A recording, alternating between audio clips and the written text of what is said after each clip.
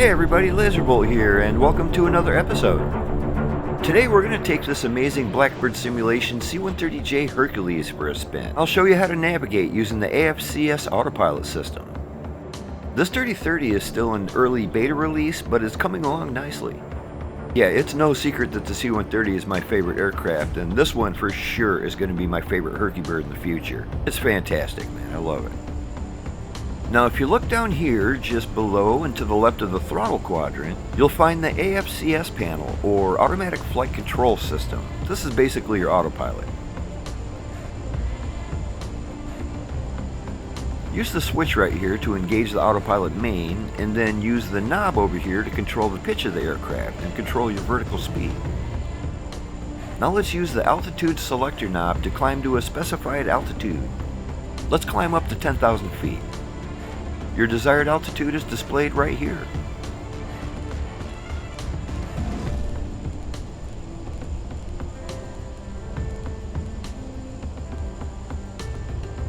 And there you go, 10,000.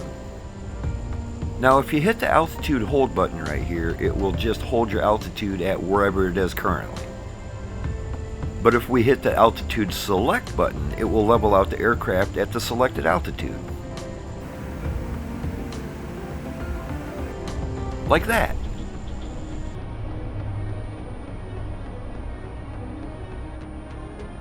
Here we have our indicated airspeed. If we hit the indicated airspeed hold button, it will just hold our speed wherever it was when we activated it. And it'll do this by pitching the nose of the aircraft up or down. Not very handy when we're trying to maintain a specific altitude. But if we hit the auto throttle switch instead, it will maintain our speed using the throttle. Much better. Now put the reference select knob here onto IAS and we can set our desired airspeed. How about 270? Just like that. Handy. Okay, if we hit the heading hold button, it will turn the Herky-bird to line up with the blue heading bug here on the directional indicator. And you can move that bug around using the little knob here just above the AFCS panel. It's a little hard to see the directional indicator at the same time that you're moving this little knob around, so it's probably best if you map this to a switch on your throttle. It makes it a lot easier to move it around instead of just using that little knob. Okay, we'll just move the blue bug over here and activate the heading hold button. And just like that, the autopilot is following our selected heading.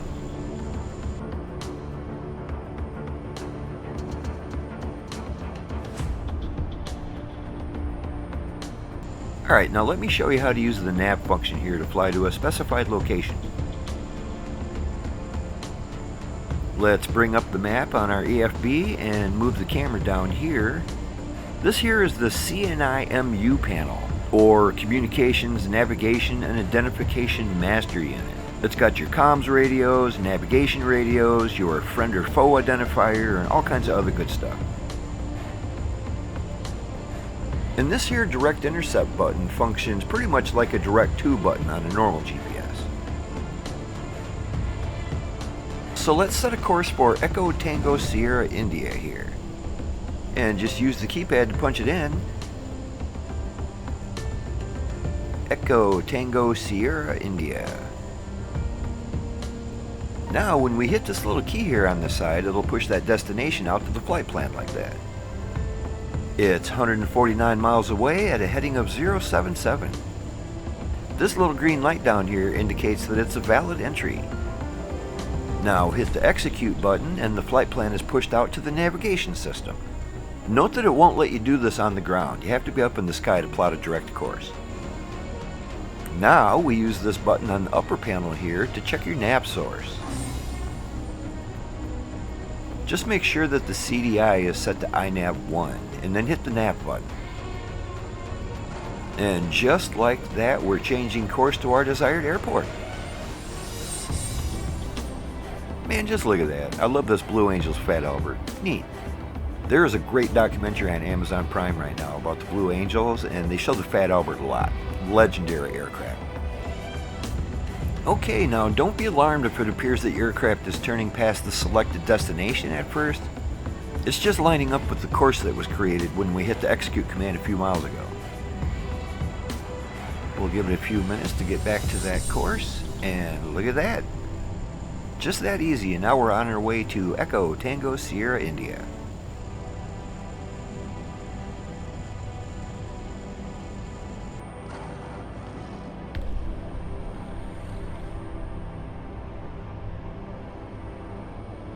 And look we can even add additional legs to the flight plan by typing in the identifiers on the pad here.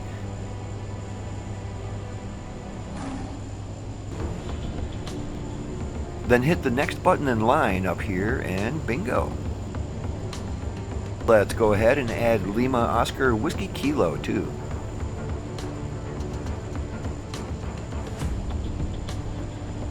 And just like that, see, you can add as many legs as you want.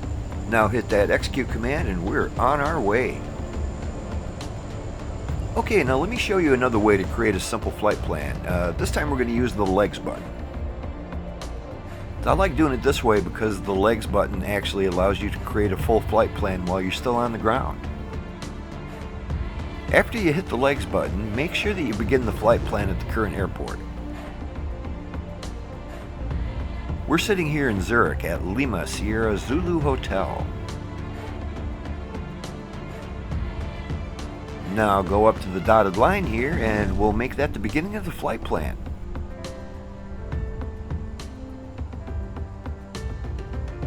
Let's grab a couple more identifiers here. How about Echo Delta Delta Sierra? I believe that's Stuttgart. Alright, we'll make that next, and so on and so on.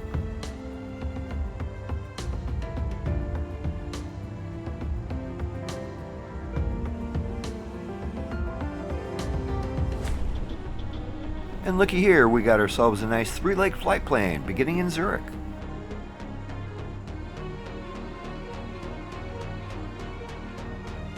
Now hit the execute command to send the plan out to the navigation system, and we'll take off to get this beauty back up in the air.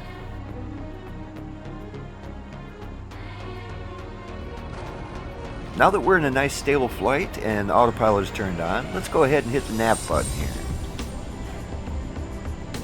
See, it lights up as nav armed on the little panel here, telling us that it's armed and waiting to receive a navigation source. Now hit the nav select button here, and once again make sure that the CDI is set for INAV1. It usually is by default anyway. Now I don't know if this is a bug or I'm just doing something wrong, but since the CDI is already set to INAV1, it should have captured our navigation source already. But it doesn't. But I find if you switch it over to TACAN 1 and then quickly switch it back to INAV1, it'll capture the nav source and begin following the flight plan. Like I said, I don't know if this is a bug or I'm doing something wrong, but if you do it this way, it works every time, and that Herky-bird will take you anywhere you want to go. Well, this beautiful Dirty 30 is still a work in progress, and Blackbird Simulations is still pushing out bugs and fixes on a regular basis. So if any of this information changes before the full release, I'll keep you posted.